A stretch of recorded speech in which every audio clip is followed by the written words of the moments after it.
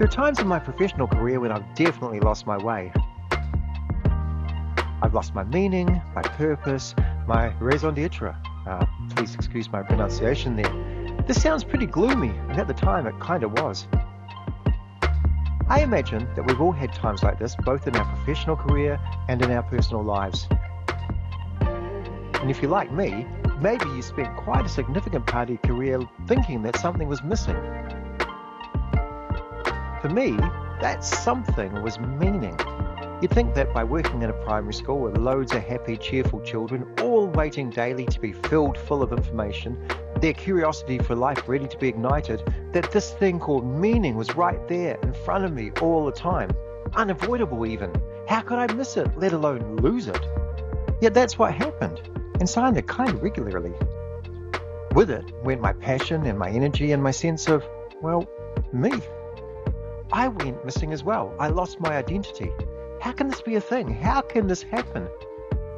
Well, on reflection, it was a gradual process, a bit like air escaping from a tiny, tiny hole in a hot air balloon. The hole was so small that it took a long, long time to see that something was a bit amiss. I hardly noticed it at first. I hardly noticed that I was losing my passion for what I was doing. My energy levels began to seep away, and over time I began to realize that weekends were no longer enough to recharge my batteries. Even a decent night's sleep seemed to do little to fix the hole in my balloon. Where did my sense of meaning go then? Well, I have a theory or two about this. I loved working in schools. Hell, I still do. There's a lot of pressure in our jobs as leaders. I have this theory that this pressure is a bit like someone pressing down strongly on the top of that big air balloon, as I mentioned before. The more pressure, the more air escapes from that tiny hole. And over time, that tiny hole just gets bigger and bigger. Okay, so that's the story, that's the background. So what's the solution? Well, it's a bit of an easy fix, but it takes a bit of commitment, a bit of patience and some determination. The fix involves looking for the meaning in your day-to-day life. Not necessarily in the end results of things, that's where I went wrong, but in the stuff that goes on not just daily but also minute to minute. Initially, you've got to go looking for it. But once you find yourself regularly looking for it, it becomes a habit. As a leader, you can find meaning in all sorts of strange places. My favourite places are in the eyes, on the faces, and in the smiles of the people I work with. It's in the interactions that you have with the people that you are leading. But there are hints everywhere that you're making a positive difference to people's lives. They might be small, but they're incremental. They do add up over time. You just need to become adept at seeing these things. But meaning doesn't just come from your interactions with others. It also comes from within and the work that you do on yourself. It's about looking at your own journey day in, day out, and seeing what you've done, and finding time to celebrate that. Your meaning can be found right there, and you just have to find the time to take a look.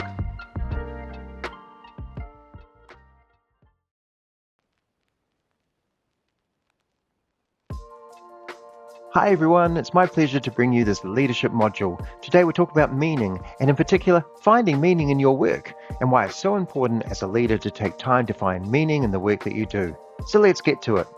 First of all, let's take a look at the benefits of meaningful work. Essentially, I'm asking, why is it important for you to find meaning in your work? We spend a huge chunk of our lives at work doing stuff that essentially pays the bills for the other parts of our lives. Yet the payoff from work should be way more than just the financial one. It should give you a sense of meaning. And without meaning, work becomes draining and just a routine, and it leads to burnout and frustration. Meaning fuels passion, and passion turns everyday tasks into something worthwhile. Your well-meaning can take either a positive or a negative hit every time you find meaning or lose meaning. You spend over a third of your life at work, over 90,000 hours. Now that's a huge amount of time being potentially miserable, and essentially that's what I'm saying. If you can't find meaning in what you do, then it's likely to be a pretty miserable place to be. A sense of purpose might be what gets you out of bed each morning, but if you can also gain meaning, then it's way more likely that you'll stay out of bed once you get up. Finding meaning in your work has some pretty great benefits. Not only do you feel better and your well-being takes a positive hike, but you also find yourself getting on better with your colleagues. Yes, that might sound like a huge generalization, but consider this. When you're happy in your work, how are the relationships in your team affected? Are they strengthened or are they undermined? I think you know the answer.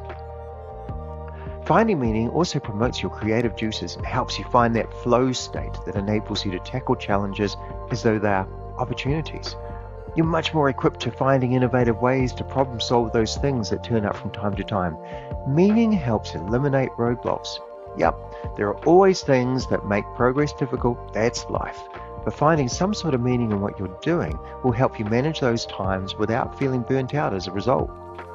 And because you aren't so burnt out, those people who you're serving, and as a leader, that's a lot of people, thinking from an education point of view here, that's colleagues, parents, community, and of course the kids, the students, well, they all benefit from the energy that you receive from finding what you do meaningful. That's a passion that's contagious. Of course, there are plenty of places and ways that meaning can be found in your chosen vocation. Meaning is often hiding in plain sight. You just need to be vigilant and looking for it. If positive psychologist and Holocaust survivor Viktor Frankl could find meaning in his terrible, terrible existence in a Nazi concentration camp, well, you can too. You see, he found meaning in the midst of unimaginable suffering by holding on to a sense of purpose. He observed that prisoners who maintained a vision of the future, whether through love, work, or dignity and suffering, were more resilient. And as a result, they had much more chance of surviving.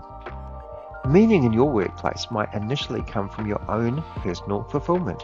What are those things in your job that help fill your bucket, that help you give clarity to your purpose and direction? You can do this by leading with positive intent, knowing why you do what you do, and aligning it with your values. Empower your team, trust them, challenge them, celebrate their wins, and keep on learning. Stagnation kills fulfillment. Stay connected to the real impact of your work, not just the bottom line, and never lose sight of balance. Your fulfillment doesn't exist just at the office. And a great way to do this is to create a culture in your workplace that helps others also create their meaning. As a leader, your job really is seldom about just you. It's about what you can do to make others shine. Yeah, that sounds like a cliche, but who cares? It's so true. Your leadership, the real meaning behind your leadership, is about helping other people shine. In a school setting, that's your colleagues, your parent group, your community, and of course, your kids. Great leadership isn't about grand speeches or empty gestures. It's about creating an environment where people feel valued, inspired, and empowered. And when leaders foster a culture of trust, purpose, and growth, they help individuals connect their work to a deeper meaning. Encouraging collaboration, recognizing strengths, and genuinely caring about people's well-being makes all the difference. A positive culture doesn't just happen, it's cultivated through intentional actions, authenticity, and a shared vision. That's how great leaders bring out the best in others. And you can do this by finding ways to show meaningful recognition of the work that everyone does around you. If they're shining, and you can feel the buzz and excitement of the energy that this shining lets off, then you too shine. Essentially, your meaning comes from the meaning that you have empowered them to find. You see it in their faces, in their interactions with each other, in the way they walk around your workplace, in the quality of the work they do, in the way they innovate, create, and then push for new exciting things and ventures. How they get excited about the future, even though it might mean letting go of the past. As a leader, you can foster meaning in a host of different ways. Of this list, I like especially the foster connection and promote balance aspects of where you can help people find meaning. Human beings are inherently social. Much of our meaning comes from the experiences that we have as a result of the relationships that we foster. We have to connect in order to thrive, and by promoting a sense of balance, we demonstrate to our teams that work is important, that it's only a third of our lives. We have other lives to live as well. And that, life waxes and wanes between all of our lives. Sometimes work's the most important place to focus our energies, and at other times, it's superseded by other needs entirely. Okay, so I've spent some time talking about your team and the people that you serve. But what about you? Let's start with talking about your passions. What are the things that really energize you? What activities make you, lose track of time? What do you love doing, even if no one else notices or acknowledges it? And what brings you joy and fulfillment in your everyday life? Human beings love to grow. We're all like these little sponges. We don't lose this just because we grow old. Growing helps us find meaning as we safely look for ways to satisfy and express our curiosity of the world around us. So ask these questions of yourself. What challenges have taught you the most about yourself? How do you want to grow personally or professionally? What risks are you willing to take to pursue what matters most? And grounding yourself back into your why is also important in helping you find meaning. Maybe you work just because you have to from a financial point of view, just to make ends meet. But if that's your only why, then maybe it's time to look somewhere else so that you can gain more out of your life. Maybe you can ask these questions. What accomplishments or experiences would make you feel like you've lived a meaningful life? What do you want to be remembered for? If you had unlimited time and resources, what would you focus on? And what about your legacy? Well, I've never been too much into legacy buildings, as in the physical things we build. I'm more into legacy building, as in the way that we make people feel. People often don't remember what you built or what you said. They're more likely to remember how you made them feel. Ask yourself these questions. Who are the people that matter most to you and why? What role do you want to play in the lives of those that you care about? And how do you want others to feel about interacting with you? Finding meaning is certainly a journey. It changes often as the contexts and experiences in your life play out. Sometimes the meaning might not be as obvious as you would hope. During these times, go looking for the small things. They'll be hiding right in front of you. A good place to look are in those situations that bring joy. Meaning can be simple. It doesn't have to be huge and universe-like.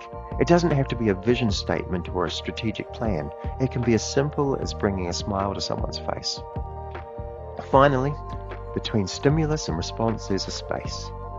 In that space is our power to choose our response, and in our response lies our growth and our freedom. What a fantastic quote. I also wonder if in that space between stimulus and response, we also find meaning. I wonder what you think.